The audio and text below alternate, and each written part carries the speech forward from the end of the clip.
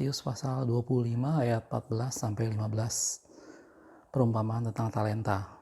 Sebab hal kerajaan sorga sama seperti seorang yang mau bepergian ke luar negeri, yang memanggil hamba-hambanya dan mempercayakan hartanya kepada mereka. Yang seorang diberikannya 5 talenta, yang seorang lagi 2, dan yang seorang lagi 1 masing-masing menurut kesanggupannya. Lalu ia berangkat. Oke, shalom, kita ketemu lagi channel Pelita Kakiku, karena firman-Mu adalah pelita bagi kakiku dan terang bagi jalanku. Ayat yang barusan kita baca tentunya sesuatu yang Anda dan saya sudah sangat familiar, dan mungkin cenderung kita sudah sangat sering mendengar cerita tentang perumpamaan talenta ini, gitu ya. Bahkan saya sendiri pernah membuat video khusus tentang rahasia di balik perumpamaan talenta ini, bahwa talenta yang dimaksud dalam firman Tuhan itu sama sekali tidak sama seperti talenta yang saat-saat ini kita sering bicarakan dalam acara-acara Got Talent dan segala macam. Tentunya ini menjadi sesuatu hal yang berbeda karena ini bicara soal hal rohani, gitu ya. Tetapi pada video ini saya tidak akan bahas mengenai arti perumpamaan talenta ini, tetapi saya ingin menyorot satu bagian penting, bahwa dikatakan bahwa hal kerajaan surga itu seumpama seorang yang mempercayakan hartanya kepada hamba-hambanya. Kalau kita bicara soal kerajaan surga, maka salah satu yang Yesus gambarkan dalam perumpamaan ini bicara soal sesuatu yang dipercayakan, gitu ya.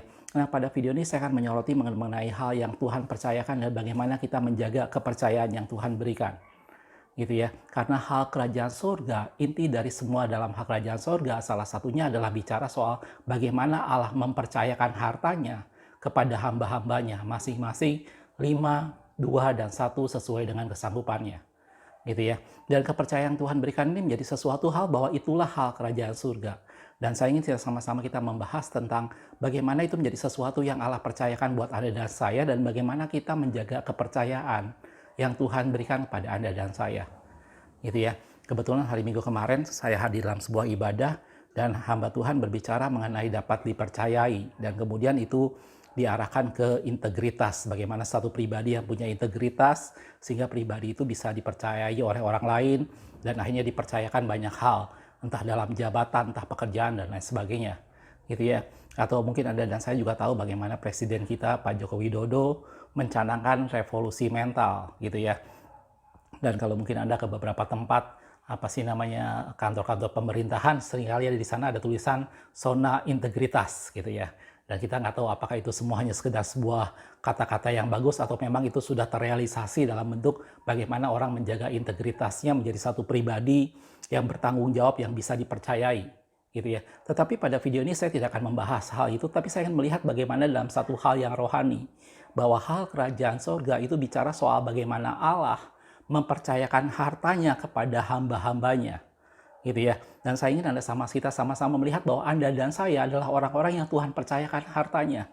Terlepas apakah itu 5, apakah 2 atau 1, tetapi Allah mempercayakan kepada Anda dan saya harta yang terindah, harta di surga dipercayakannya buat Anda dan saya. Dan bagaimana kita menjadi pribadi yang bisa dipercayai, yang menjaga kepercayaan yang Tuhan berikan buat Anda dan saya, gitu ya.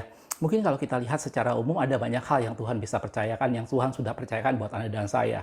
Misalnya Roh Kudus dicurahkan buat Anda dan saya, bahkan dalam firman Tuhan dikatakan Dia memberikan Roh Kudusnya dengan cemburu, gitu ya. Dan itu menjadi sesuatu hal dipercayakan bagaimana Roh Kudus berkenan diam di dalam kita. Kita orang-orang yang sebenarnya di dalam dosa, tetapi karena darah Yesus menguduskan kita, maka kita menjadi orang-orang benar dan Roh Kudus berdiam di dalam kita. Dan itu sesuatu yang Tuhan percayakan buat Anda dan saya. Tuhan mempercayakan juga keselamatan, darahnya dicurahkan pada waktu kita masih berdosa, kasihnya diberikan buat Anda dan saya. Karena apa? Dia mempercayakan keselamatan buat kita semua, gitu ya. Sehingga kita semua menjadi ahli waris kerajaan surga, dan kita akan memerintah bersama-sama dengan Dia. Dan itu bentuk-bentuk kepercayaan yang Tuhan berikan buat Anda dan saya, gitu ya. Di sini saya akan menekankan beberapa hal. Ada 3 hal yang saya ingin tekankan sama-sama, yang dalam firman Tuhan digambarkan bahwa itu sesuatu yang Tuhan percayakan buat Anda dan saya untuk kita jaga, gitu ya. Yang pertama, kalau kita lihat dalam Roma 3 ayat 1-2, firman Tuhan katakan seperti ini. Jika demikian, apakah kelebihan orang Yahudi dan apakah gunanya sunat? Lanjutannya, banyak sekali dalam segala hal. Banyak kelebihan orang Yahudi dan sunat berguna dalam banyak hal. Tapi lanjutannya dikatakan, pertama-tama sebab kepada mereka lah dipercayakan firman Allah, gitu ya. Dari sekian banyak hal yang Tuhan percayakan buat Anda dan saya, hal yang pertama yang saya ingin kita perhatikan sama-sama yang ada dalam firman Tuhan, bagaimana Allah mempercayakan kepada Anda dan saya, itu adalah firman Allah. Kita semua adalah orang-orang Yahudi rohani, secara rohani. Dan dalam firman Tuhan, apa yang menjadi kelebihan orang Yahudi? Banyak dan dalam segala hal. Dan pertama-pertama kepada merekalah dipercayakan firman Allah. Gitu ya. Firman Allah menjadi sesuatu yang berharga yang Tuhan izinkan dipercayakan buat Anda dan saya untuk kita boleh mengenalnya, untuk kita boleh mendalaminya, untuk kita bisa mengenal Tuhan melalui firman Tuhan. Gitu ya. Kalau dalam 1 Korintus 4 ayat 1-2 dikatakan, demikianlah hendaknya orang memandang kami sebagai hamba-hamba Kristus. Lanjutannya, yang kepadanya dipercayakan rahasia Allah. Paulus bilang, biar orang memandang kami sebagai hamba Kristus, yang pada kami Allah mempercayakan rahasia-rahasia Allah, sehingga mereka boleh mengajar firman Tuhan. Lanjutannya, yang akhirnya dituntut dari pelayan yang demikian ialah bahwa mereka dapat dipercayai. Gitu ya, Allah mempercayakan kepada Anda dan saya hamba-hambanya dari sekian banyak hal yang dipercayakan. Pada saat tuannya pergi, dia mempercayakan hartanya kepada hamba-hambanya. Dan itulah hal kerajaan surga. Dan salah satu yang tertulis dalam firman Tuhan, bagaimana Allah mempercayakan kepada Anda dan saya firman Tuhan. Dan tadi Paulus katakan bahwa untuk memandang kami sebagai hamba Kristus yang dipercayakan rahasia Allah. Dalam firman Tuhan diungkapkan rahasia tentang Allah dan itu menjadi kelebihan orang-orang Yahudi. Pertama-pertama kepada mereka dipercayakan firman Allah. Gitu ya. Dalam 2 Timotius 1 ayat 14 dikatakan, periharalah harta yang indah yang dipercayakannya kepada kita. Di sana Paulus mengajar kepada Timotius untuk memelihara harta yang indah yang dipercayakan kepada kita. Gitu ya, oleh Roh Kudus yang diam di dalam kita. Dan ini bicara soal sesuatu hal yang surgawi, sesuatu hal yang tidak bernilai, sesuatu hal yang dikatakan langit dan bumi lenyap, tetapi firman Tuhan tinggal tetap selama-lamanya. Dan Paulus mengajar pada Timotius untuk memelihara harta yang indah. Gitu ya. Dan Paulus menggambarkan bahwa kepada kami dipercayakan rahasia Allah. Gitu ya. Itu hal yang pertama kalau kita lihat dalam firman Tuhan. Dan pasti Anda ingat cerita dalam firman Tuhan pada waktu Yesus mengungkapkan satu perumpamaan yang saya yakin juga Anda dan saya sudah sangat familiar tentang perumpamaan penabur.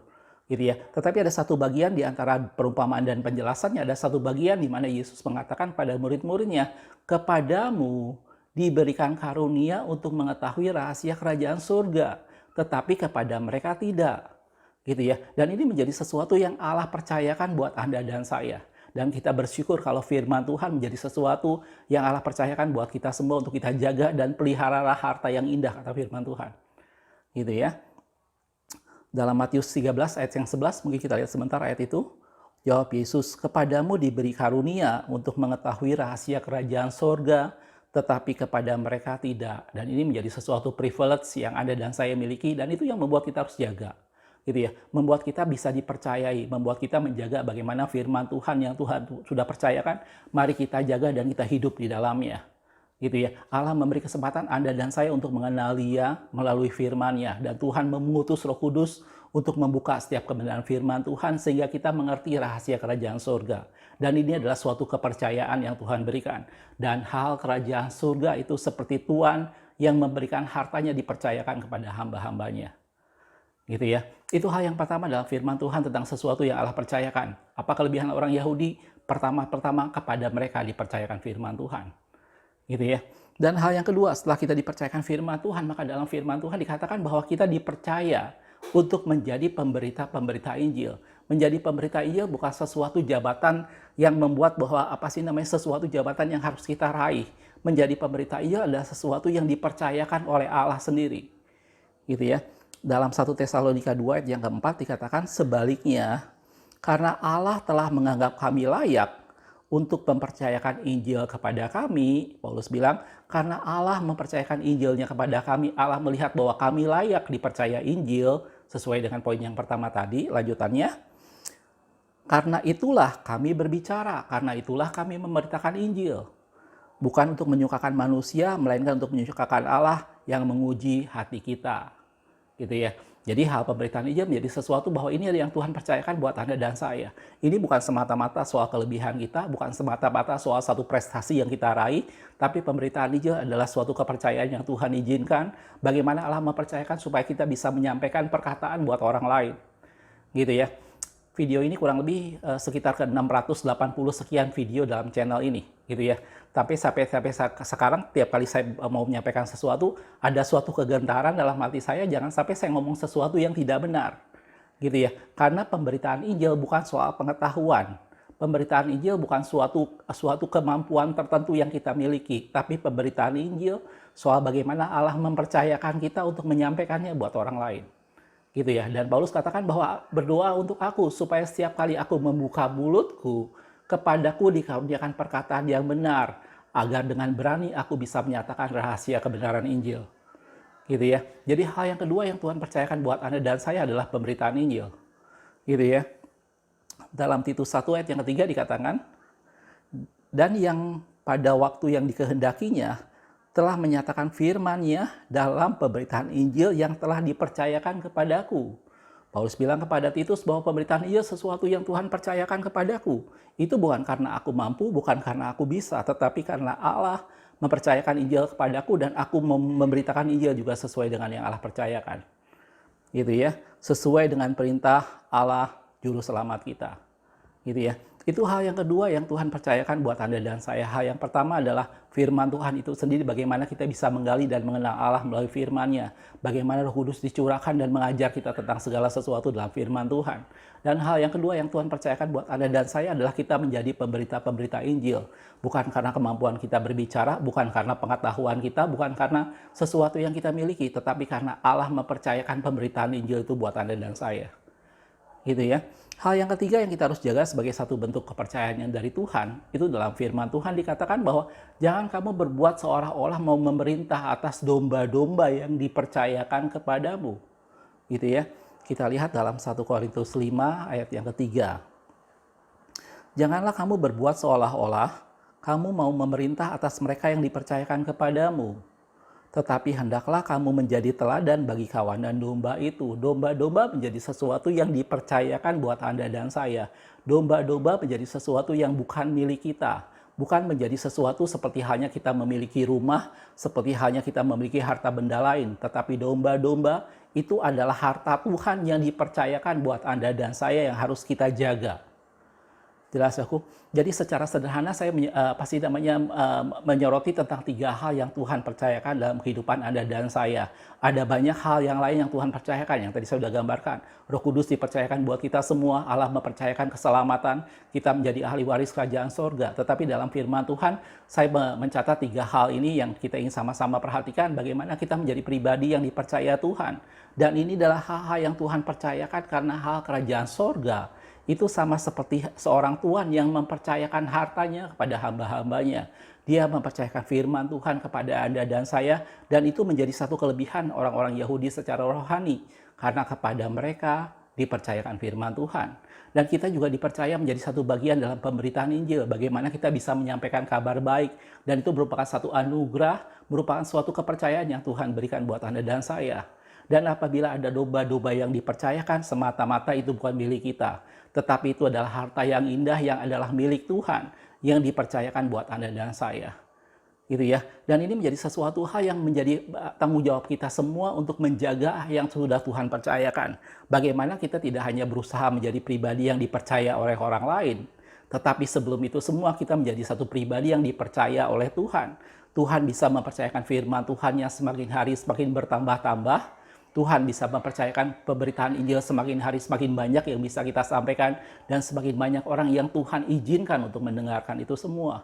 Dan domba-domba dibawa datang ke dalam lumbung dan ladang kita, ke dalam kandang semata-mata karena Tuhan percayakan itu semua. Firman Tuhan katakan tidak ada seorang pun yang dapat datang kepada Bapa kalau tidak ditarik oleh Bapakku, dan domba-domba itu adalah kepercayaan yang Tuhan berikan. Jelas aku, itu 3 hal sederhana yang saya perhatikan dalam firman Tuhan tentang sesuatu yang Tuhan percayakan buat Anda dan saya. Mari jadi pribadi-pribadi yang bisa dipercaya, tidak hanya oleh manusia, tetapi jadi pribadi yang bisa dipercaya oleh Allah sendiri. Dan Dia bisa mempercayakan hartanya kepada hamba-hambanya. Tidak masalah berapa jumlahnya, entah itu 2 atau 5 sekalipun atau bahkan 1 sekalipun. Gitu ya. Tetapi yang terpenting bagaimana kita menjaga setiap kepercayaan yang Tuhan berikan dan kita mengembangkan itu semua membawa kemuliaan bagi nama Tuhan. Gitu ya. Mungkin ada di antara kita yang bertanya, saya tidak punya talenta apa-apa dalam hal ini. Itu cuma 3 bagian yang saya sorot dalam firman Tuhan. Bagaimana saya tidak punya, saya bukan seorang yang terlibat dalam pelayanan dan segala macamnya. Bagaimana dengan kepercayaan Tuhan berikan? Gitu ya. Anda semua, kita semua secara umum, walaupun kita tidak terlibat dalam pelayanan, walaupun kita bukan pemberita firman Tuhan dan segala macamnya, tetapi sadari penuh bahwa kita semua mendapat juga suatu kepercayaan di hadapan Tuhan. Paling tidak saya mencatat ada beberapa hal yang semua orang mendapat kepercayaan dari Tuhan. Pertama, kita dipercayakan Tuhan kehidupan. Gitu ya. Pernahkah Anda dan saya pikirkan bahwa hidup bukan sesuatu yang kita miliki, bukan sesuatu yang kita usahakan. Gitu ya. Tetapi itu adalah anugerah yang Tuhan berikan buat Anda dan saya, dan itu adalah suatu kepercayaan yang Tuhan berikan. Dan bagaimana kita menjaga kepercayaan ini dengan cara kita menjalani kehidupan kita dengan benar di hadapan Tuhan. Gitu ya. Hal yang lain yang mungkin kita seringkali tidak sadari adalah waktu yang Tuhan berikan, gitu ya. Waktu sesuatu yang Anda dan saya selalu punya, tetapi kita tidak pernah menjadi milik kita sepenuhnya. Itu adalah kepercayaan yang Tuhan berikan. Gitu ya. Itu adalah harta yang Tuhan berikan buat Anda dan saya untuk kita nikmati. Pertanyaannya, apakah kita bisa menjaga kepercayaan yang Tuhan berikan dan menggunakannya bagi kemuliaan nama Tuhan? Gitu ya. Dan ada banyak hal-hal lain yang tanpa kita sadari. Semuanya semata-mata karena kepercayaan yang daripada Tuhan. Karena hal kerajaan surga itu seperti Tuhan yang mempercayakan hartanya kepada hamba-hambanya. Anda dan saya mungkin ada yang berkelimpahan secara harta. Dan saya yakin bahwa itu semua adalah anugerah dan kepercayaan yang Tuhan berikan. Dan bagaimana kita menggunakan uang yang kita punya untuk membawa suatu kemajuan bagi pelayanan pekerjaan Tuhan, untuk melakukan sesuatu bagi kemuliaan nama Tuhan. Atau mungkin hal yang sepele, Anda dan saya duduk dalam kondisi yang sehat bugar, tanpa ada satu sakit apapun juga. Pernahkah kita melihat bahwa ini suatu anugerah, ini suatu kepercayaan yang Tuhan berikan, supaya kita masih dalam kondisi sehat dan baik-baik saja? Pertanyaannya adalah, apakah Anda dan saya menjaga kepercayaan yang Tuhan berikan dalam bentuk kesehatan yang kita miliki? Dan banyak hal-hal yang lain dalam kehidupan kita, yang kalau kita pikirkan itu semua karena anugerah, itu semua adalah kepercayaan yang Tuhan berikan buat Anda dan saya. Jelas aku? Kalau kita lihat ayat yang lain dalam Roma 12, ayat 6-8 dikatakan, demikianlah kita mempunyai karunia yang berlain-lainan, menurut kasih karunia yang dianugerahkan kepada kita. Jika karunia itu untuk bernubuat, baiklah kita melakukannya sesuai dengan iman kita. Jika karunia untuk melayani, baiklah kita melayani. Mungkin ada orang yang memang punya karunia untuk melayani. Dia senang mengunjungi ke sana, mengunjungi ke sini, itu menjadi sesuatu yang anugerah yang Tuhan berikan, baiklah dia melakukannya. Gitu ya. Jika karunia untuk mengajar, baiklah ia mengajar. Mungkin ada orang yang punya kemampuan untuk menguraikan sesuatu dengan baik, mari lakukan bagi kemuliaan nama Tuhan. Gitu ya. Jika karunia untuk menasehati, baiklah kita menasehati. Siapa yang membagi-bagikan sesuatu, hendaklah ia melakukannya dengan hati yang ikhlas. Dan siapa memberi pimpinan, hendaklah dia melakukannya dengan rajin. Ada orang yang Tuhan percayakan sebuah posisi. Dan ketahuilah bahwa itu semua adalah anugerah dan kepercayaan yang Tuhan lakukan, yang Tuhan berikan. Bagaimana kita menjaga suatu kepercayaan yang Tuhan berikan dalam bentuk posisi tertentu. Dan tadi Paulus katakan bahwa siapa yang memberi pimpinan, hendaklah dia melakukannya dengan rajin. Siapa yang menunjukkan kemurahan, hendaklah dia melakukannya dengan sukacita. Jelas aku dari video yang sederhana ini saya ingatkan sama-sama bahwa Anda dan saya adalah orang-orang yang Tuhan percayakan sesuatu hal. Orang-orang yang Tuhan percayai. Gitu ya. Dan mari jaga setiap kepercayaan yang Tuhan berikan. Disadari atau tidak disadari. Dalam kehidupan kita banyak hal yang semata-mata karena anugerah, semata-mata karena kepercayaan yang Tuhan berikan buat Anda dan saya. Gitu ya. Mungkin kita terlibat dalam pelayanan, maka Tuhan percayakan firman Tuhan percayakan pemberitaan Injil dan domba-domba.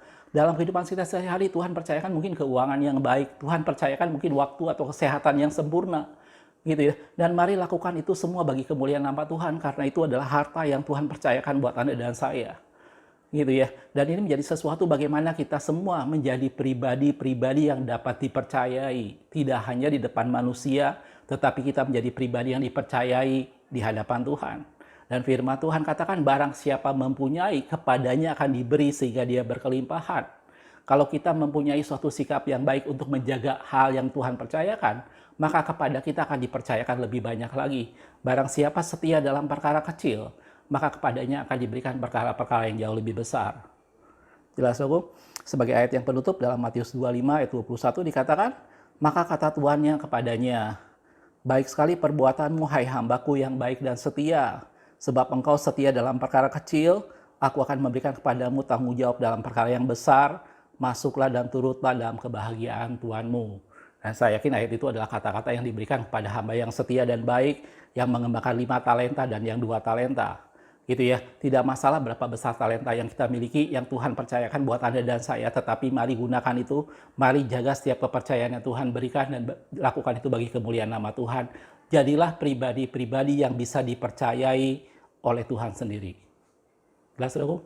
Makasih sudah menonton. Kita ketemu di video berikutnya. Tuhan Yesus memberkati.